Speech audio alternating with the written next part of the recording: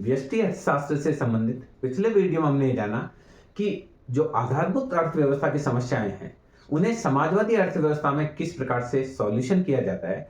उसी क्रम में आज के इस वीडियो में हम ये जानेंगे कि यदि अर्थव्यवस्था मिश्रित है तो उसमें जो बेसिक इकोनॉमिक प्रॉब्लम्स है, अर्थव्यवस्था की जो आधारभूत समस्याएं हैं, उनका समाधान किस प्रकार से किया जाता है।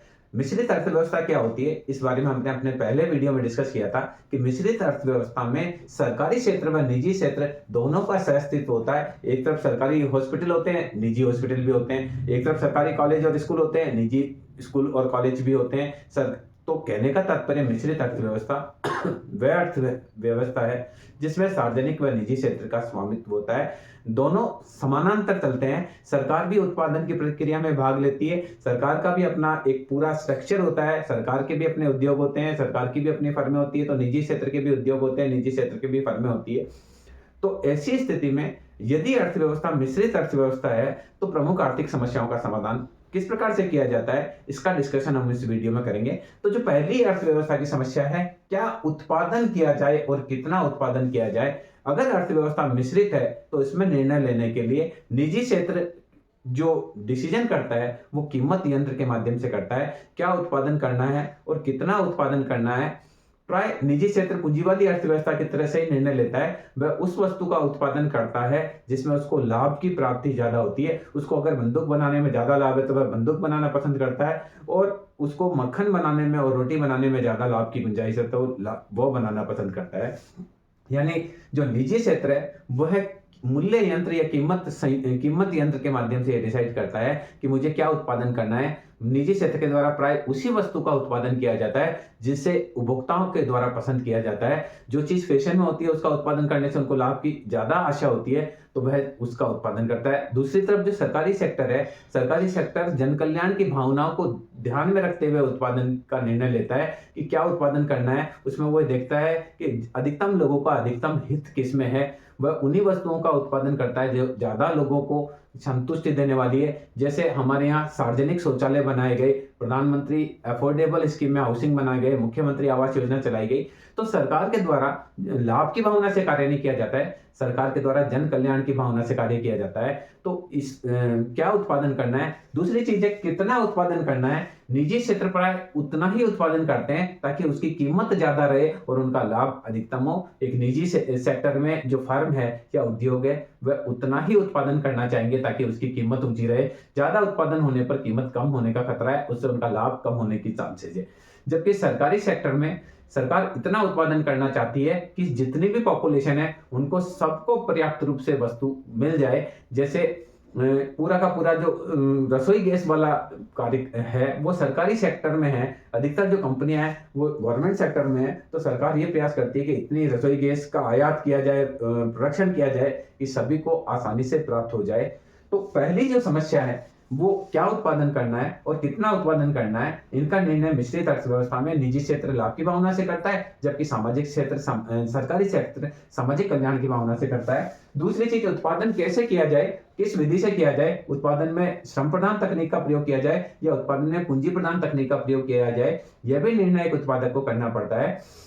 मिश्रित अर्थव्यवस्था में निजी सेक्टर में उत्पादन कैसे करना है इसका निर्णय प्राय लाभ की भावना से किया जाता है। उत्पादन की जिस विधि में लागत कम होती है और लाभ अधिक होने की संभावना होती है उस विधि का चयन किया जाता है। यदि श्रम प्रधान विधि से उत्पादन की लागत कम होती है तो निजी सेक्टर वाले श्रम प्रधान विधि को प्रयोग में लेंगे, और यदि पूंजी प्रधान तकनीक से उनको लगता है कि फायदा ज्यादा है तो वह पूंजी प्रधान तकनीक का प्रयोग करेंगे।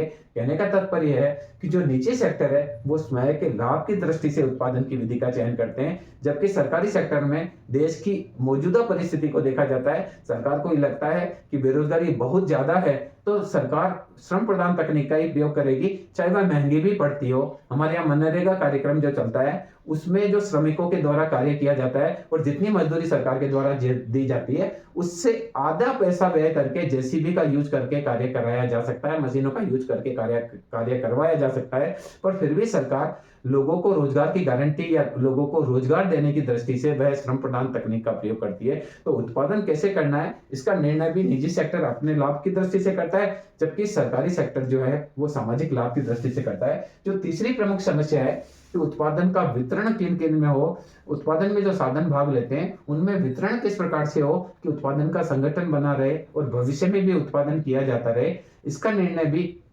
जो निजी सेक्टर है वो मांग और पूर्ति के हिसाब से डिसाइड करते हैं। उनको लगता है कि बाजार में श्रमिकों की पूर्ति कम है तो वह कम मजदूरी दर पर काम देना पसंद करते हैं श्रमिकों को। निजी सेक्टर को ये लगता है कि बाजार में पूंजी की मांग कम है और पूर्ति ज्यादा है तो वह कम ब्याज दर पर पैसा उधार लेना पसंद करते हैं। कहने का तात्पर्य है कि जो उत्पादन का वितरण है, वितरण में श्रम पूंजी प्रबंध साहस और इन सभी को जो प्रतिफल प्रदान किया जाता है निजी सेक्टर में प्राय ये देखा जाता है कि मांग और पूर्ति किस प्रकार से है। जिसकी मांग ज्यादा होती है, पूर्ति कम होती है, उसको ऊंचा मूल्य दिया जाता है। जिसकी पूर्ति ज्यादा होती है, मांग कम होती है, उसको नीचा मूल्य दिया जाता है। और श्रम को मजदूरी दी जाती है, पूंजी को ब्याज दिया जाता है, भूमि को लगान दिया जाता है या किराया दिया जाता है, प्रबंधक को वेतन दिया जाता है और साहसी लाभ के रूप में रखता है।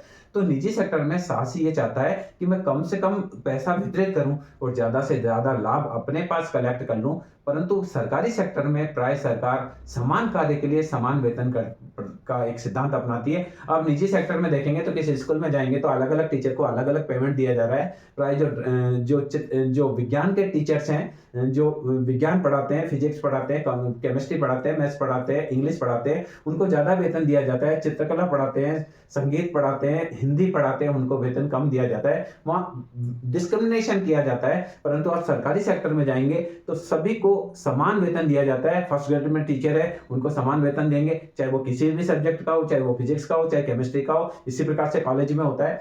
तो सरकारी सेक्टर में सरकार जो करती है वो क्या करती है, वितरण में ये ध्यान रखती है कि सभी का कल्याण हो, सभी को बराबर वेतन दिया जाता है। और सरकार इस नीति का पालन करती है कि समान कार्य के लिए समान वेतन दिया जाए। तो आप देखेंगे कि थर्ड ग्रेड में अगर टीचर है, सेकंड ग्रेड में टीचर है, उनकी सैलरी का एक ही स्ट्रक्चर होता है। कॉलेज में असिस्टेंट प्रोफेसर का एक ही स्ट्रक्चर होगा, एसोसिएट प्रोफेसर का और प्रोफेसर का अलग अलग स्ट्रक्चर जो भी होगा, वहां अलग अलग विषय के हिसाब से उनमें चयन नहीं किया जाता है। अगली चीज होती है कि अल्पकाल में राशनिंग किस प्रकार से की जाए। कोई वस्तु की मांग ज्यादा है और उसकी तुलना में पूर्ति कम है तो निजी सेक्टर में तो राशनिंग के लिए मूल्य यंत्र को काम में लिया जाता है। मार्केट में एप्पल कम आता है और डिमांड ज्यादा होती है तो एप्पल का रेट बढ़ जाता है। इसी प्रकार से कोई भी वस्तु जिसकी मांग ज्यादा होती है और पूर्ति कम होती है तो बाजार में उस वस्तु की कीमतें बढ़ जाती है। तो निजी सेक्टर जो होता है वह कीमत यंत्र के माध्यम से राशनिंग करता है। जब वस्तु की कीमत बढ़ जाती है तो स्वतः ही उसको लोअर क्लास वाले गरीब लोग उसको लेना कम कर देते हैं, और महंगी हो जाती है तो मिडिल क्लास वाले भी लेना कम कर देते हैं। केवल जो अपर क्लास है वही उस वस्तु को खरीदता है। जबकि सरकारी सेक्टर में सरकार सबको बराबर देना पसंद करती है। वहां कोई गरीब नहीं है, कोई अमीर नहीं है। तो आप देखिए राशन की चीनी प्रति परिवार सबका सदस्यों की संख्या के हिसाब से डिसाइड है, या जो राशन में गेहूं दिया जाता है वो सबको बराबर दिया जाता है। कहने का तात्पर्य है कि यदि अल्पकाल में कोई वस्तु की पूर्ति कम है और मांग ज्यादा है तो सरकारी सेक्टर में सरकार उनको बराबर देने का प्रयास करती है। सरकार ये नहीं सोचती है कि ये अमुक आदमी गरीब है, अमुक अमीर है, अमुक मिडिल क्लास है। वह सबको प्रति परिवार चीनी की दर निर्धारित कर देती है कि प्रति परिवार प्रति सदस्य इतनी चीनी दी जाएगी, इतना गेहूं दिया जाएगा, उस हिसाब से वितरण किया जाता है। तो यहाँ जो है अल्पकाल में राशनिंग की समस्या का भी समाधान निजी सेक्टर में लाभ की भावना से किया जाता है। अगर कोई चीज का डिमांड ज्यादा है तो उसकी कीमतें बढ़ जाती है और स्वतः ही कुछ लोग उनको खरीदना बंद कर देते हैं, जबकि सरकार ऐसा नहीं करती है। अगली चीज है कि पूर्ण रोजगार की व्यवस्था कैसे हो। तो यहाँ अगर हम मिश्रित अर्थव्यवस्था की बात करें तो मिश्रित अर्थव्यवस्था में निजी सेक्टर को इससे कोई भी लेना देना नहीं होता है कि अर्थव्यवस्था पूर्ण रोजगार में है या नहीं है। जब वे उत्पादन के साधनों का चयन करते हैं तो वो ये देखते हैं कि अगर श्रम सस्ता है तो श्रम को कार्य पे लगाइए, पूंजी सस्ती है तो पूंजी को ज्यादा से ज्यादा हायर कीजिए, श्रम को कम से कम हायर कीजिए। उनका इस चीज से कोई लेना देना नहीं होता है कि देश में बेरोजगारी ज्यादा है तो हम ज्यादा श्रमिकों को काम पर लगाएं।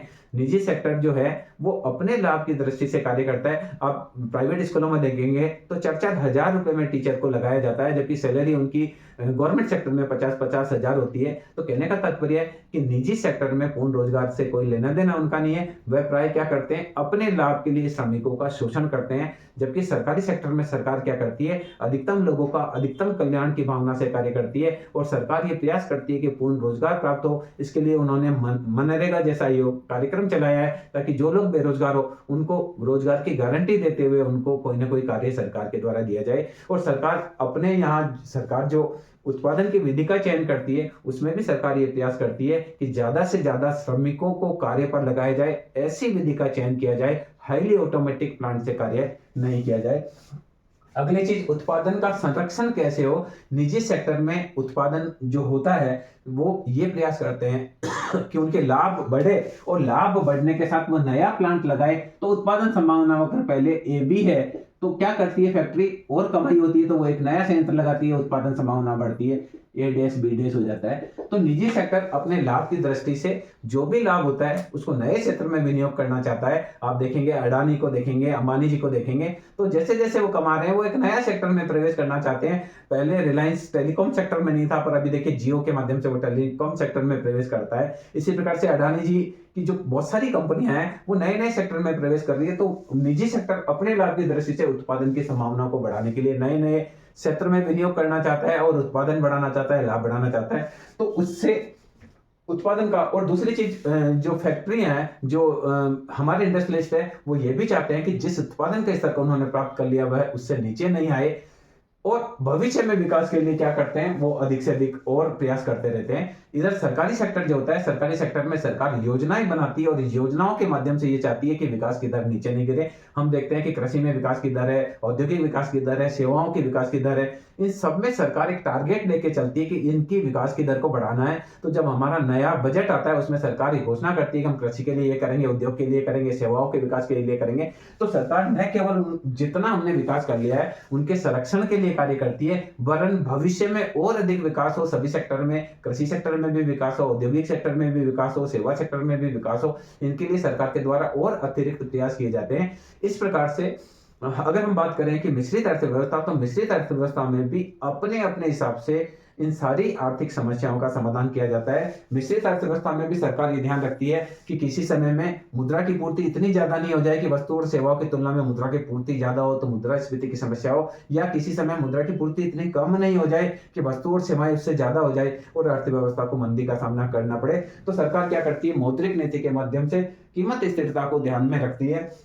इसके अलावा उपभोग, उत्पादन और वितरण में कुशलता का प्रयास निजी सेक्टर के द्वारा भी किया जाता है और सरकारी सेक्टर के द्वारा भी किया जाता है। तो इस प्रकार से इस वीडियो में हमने जाना कि मिश्रित अर्थव्यवस्था में ये जो समस्याएं हैं, क्या उत्पादन करें, कितना उत्पादन करें, इन समस्या का समाधान निजी सेक्टर अपने हिसाब से करता है, सरकारी सेक्टर अपने हिसाब से करता है। अगर दूसरी समस्या उसके सामने आती है उत्पादन कैसे करें, तो उसमें जहाँ निजी सेक्टर है वो लाभ की भावना से ये डिसाइड करता है कि उत्पादन की कौन सी विधि का चयन किया जाए, जबकि सरकारी सेक्टर जन कल्याण की भावना से डिसाइड करता है अगर उत्पादन का वितरण कैसे किया जाए। इस समस्या का भी समाधान निजी सेक्टर अपने हिसाब से करता है, जबकि सरकारी सेक्टर अपने हिसाब से कर दिया जाता है। अल्पकाल में राशनिंग कैसे हो, इस समस्या का समाधान जो निजी सेक्टर है वो कीमत संयंत्र के माध्यम से करता है, जबकि सरकारी सेक्टर सबको बराबर देना चाहता है। पूर्ण रोजगार की अवस्था में निजी सेक्टर को बहुत ज्यादा मतलब नहीं होता है, जबकि सरकार पूर्ण रोजगार के लिए प्रयास करती रहती है। और आर्थिक और अनुरक्षण और विकास भी देखा जाए तो निजी सेक्टर अपने लाभ की भावना से विकास करना चाहता है, नए सेक्टर में प्रवेश करना चाहता है, उत्पादन संभावना वक्र को बढ़ाना चाहता है, जबकि सरकार पूरे इकोनॉमी के कल्याण को ध्यान में रखकर बजट बनाती है। कई बार उसको नए नोट भी छापने पड़ते हैं, कई बार विदेशों से भी उधार लेना पड़ता है, फिर भी सरकार ये चाहती है कि इकोनॉमी प्रगति के पथ पर बढ़ती चली जाए, हमारा एग्रीकल्चर सेक्टर भी ग्रो करे, हमारा कॉमर्शियल सेक्टर भी ग्रो करे, व्यापार और वाणिज्य भी ग्रो करे, इंडस्ट्रियल सेक्टर भी ग्रो करे, विदेश व्यापार भी ग्रो करे, सेवा सेक्टर भी ग्रो करे। इसके लिए सरकार अलग अलग योजनाएं बनाती है और साथ ही ये भी ध्यान रखती है कि कीमत स्थिरता भी रहे। इसके लिए मौद्रिक और राजकोषीय नीति को काम में लेती है और इसके अतिरिक्त सरकार ये भी ध्यान में रखती है कि देश में उपभोग, उत्पादन, वितरण इनमें कुशलता हो, ताकि चारों तरफ समृद्धि हो और देश आर्थिक विकास करे। तो मैं समझता हूँ इस वीडियो के माध्यम से आप समझ पाए होंगे कि किस प्रकार से एक अर्थव्यवस्था में, मिश्रित अर्थव्यवस्था में प्रमुख आर्थिक समस्याओं का समाधान किया जाता है। धन्यवाद।